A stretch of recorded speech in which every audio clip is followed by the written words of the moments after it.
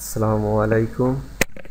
আমি আজ আপনাদের সামনে কবি রবীন্দ্রনাথ ঠাকুর, বিশ্বকবি, তার জীবনী সম্পর্কে কিছু কথা বলবো বা তার লাইফ হিস্ট্রি।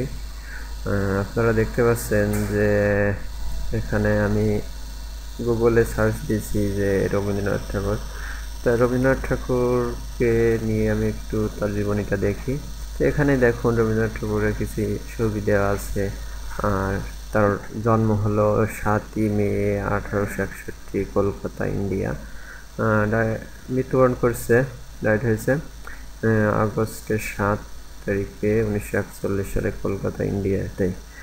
আসলে তিনি বিশ্বকবি। তার কবিতাগুলা, তার রচনা সামগ্রীগুলা আসলে দেখলে আপনারা বুঝতে পারবেন যে আসলে কতটা ইন্টারেস্টিং তার লেখাগুলার ভিতরে।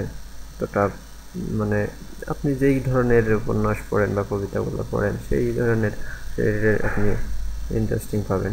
তো যাই হোক, আমি তার জীবনী সম্পর্কে একটু দেখি। রবীন্দ্রনাথ ঠাকুর উইকিপিডিয়ায়